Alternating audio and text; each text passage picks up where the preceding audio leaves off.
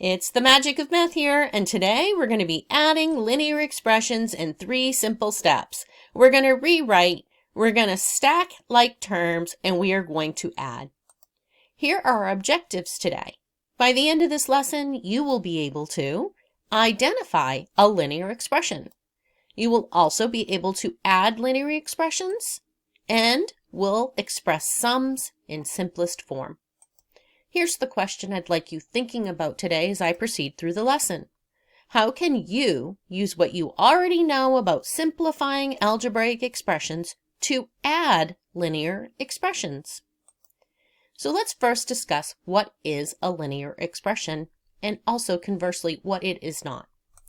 So when we think about a linear expression, we want to understand that this is an algebraic expression in which the exponent of any variable in that expression is only 1. So here are 4 examples of expressions, and we are going to talk about which ones are linear and which ones are not. So look at the first one, 3x subtract 5. And again, I'm looking for variables that have an exponent of just 1.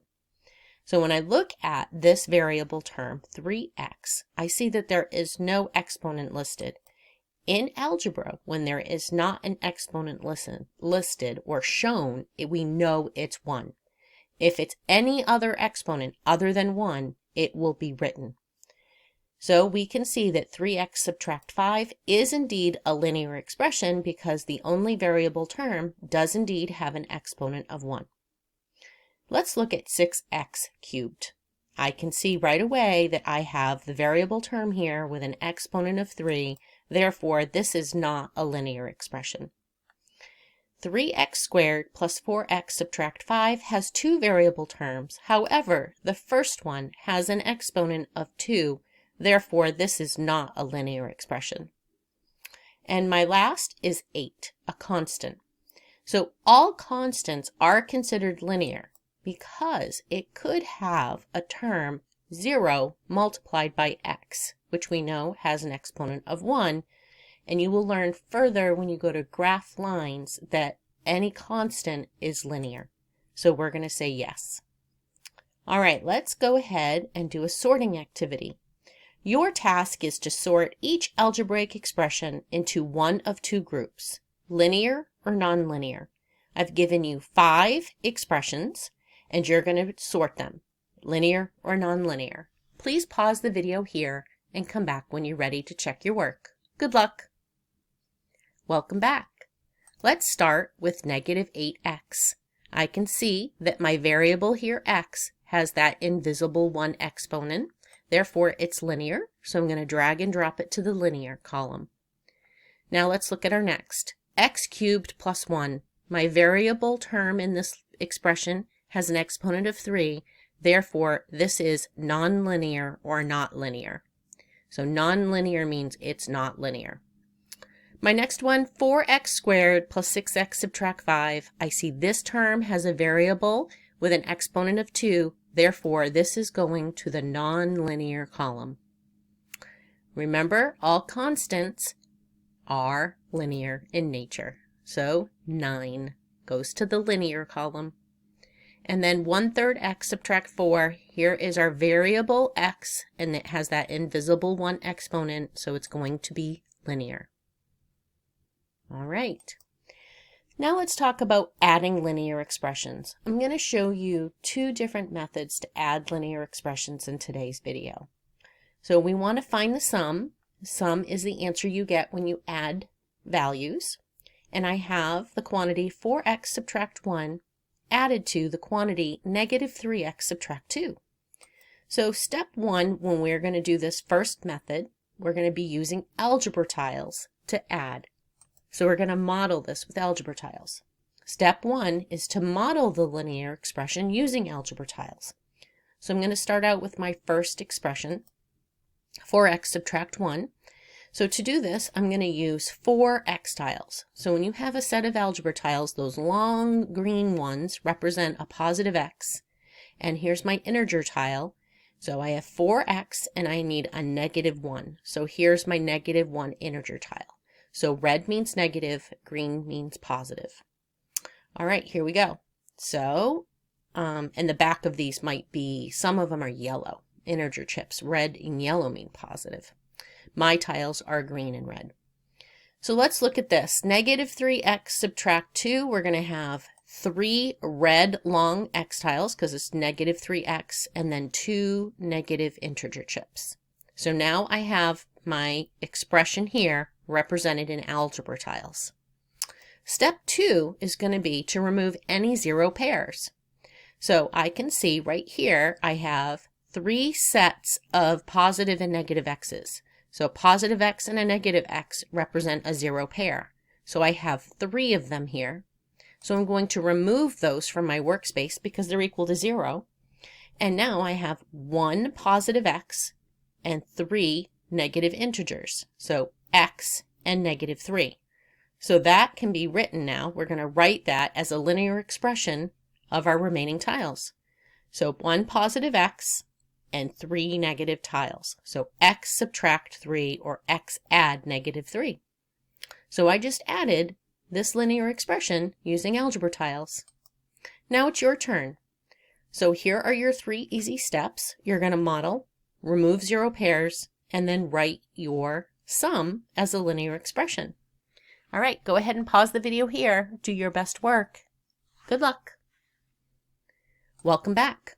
Here's our solution. So step 1, we're going to model negative 2x plus 3. So I need 2 red long x tiles and 3 positive integer tiles.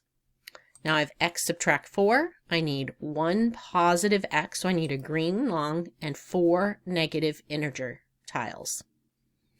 Now I'm ready for step 2, which is to remove zero pairs. So I'm going to start with my x's. I see I have 1 set here, 1 pair, 1 zero pair. So let's remove those. Now let's look at my integer tiles. I have 3 positives and 4 negatives. So I can see that I have 3 zero pairs here. So I'm going to remove those from my workspace. And now I can see that I have a negative x and a negative 1. We're going to do step 3 and write that as a linear expression. Negative x subtract 1 or negative x add negative 1 represents my sum of this linear expression. All right, let's try a different method. Here's method 2. This is probably better when you have fractions or decimals, when we have rational coefficients or values in our linear expressions. It's called stacking like terms. So in step 1, if necessary, we're going to rewrite the linear expression using addition. And I can see it's necessary. I have subtract 4 and subtract 5. So we want to write this as repeated addition. So let's do that. We have negative 4 and negative 5. We want to write this add negative 4, add negative 5. So negative 9x, add my negative 4, add 4x, add my negative 5. So we're ready for step 2, which is to stack like terms in columns. So I'm going to take my first expression in the sum, and I'm going to say 9x add negative 4, and then my second 4x add negative 5, and you can see I've stacked my variable terms and my constant terms. Step 3 is to add and simplify if necessary. So I can see that I'm going to add these like terms. Negative 9x and 4x are negative 5x. Negative 4 and negative 5 are negative 9. Now I'm going to write this in simplest form, meaning I'm not going to have operations, 2 operations next to each other. I'm going to do the opposite of what I did here. I wrote it as addition. I'm now going to just express this as a difference. So negative 5x subtract 9 is equivalent to add negative 9. If I were your teacher, I would accept this. I just want you to recognize this, because if you were taking a standardized state test, it would probably look like this. All right, now it's your turn. Here are your 3 easy steps for method 2 of stacking like terms. I would like you to try this one by stacking the like terms using these 3 easy steps. Go ahead and pause the video here. Good luck. Welcome back. So here's our solution. We're going to rewrite our negative 3 and or subtract 3 and subtract 1 to addition. 7x add negative 3. We're going to add our negative 9x and then rewrite subtract 1 as add negative 1. Now I'm ready for step 2, which is to stack our like terms. So I'm going to take my first expression, 7x add negative 3, my second expression, negative 9x, add negative 1. So here's my variable terms and my constant terms, and I'm ready for step 3, where I'm going to add. 7x and negative 9x are negative 2x. Negative 3 and negative 1 are negative 4. And now I'm ready to write my solution. Negative 2x subtract 4 is equivalent to add negative 4. All right, now let's try one with rational coefficients. So we're going to do the same steps here. We're going to rewrite as addition. So 1/4 x add 3, I didn't need to do anything. 3/8 x add my negative 5. You can see I'm already, as I'm doing this, stacking my like terms. When I go to add this, I recognize that I have unlike denominators. So my first step is to get a common denominator, which would be 8. So when I rewrite that using common denominators, I'm going to multiply both the numerator and denominator of 1/4 by 2, which is going to get me 2/8 x plus 3. And that now has a like denominator, and I can add. All right, let's go ahead and see that I have my variable terms, my constant terms stacked. 2/8 x add 3/8 x is 5/8 x.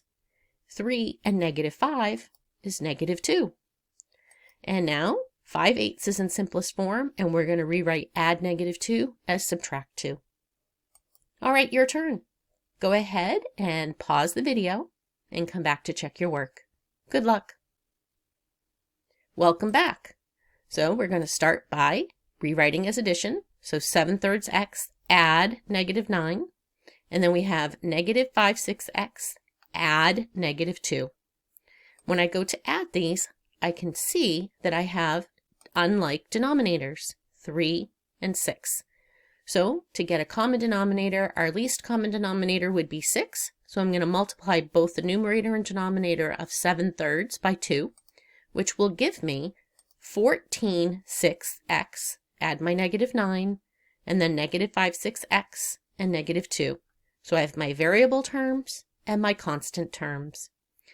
14/6 x and negative 5/6 x are going to give me 9/6 x. Negative 9 and negative 2 is going to be negative 11.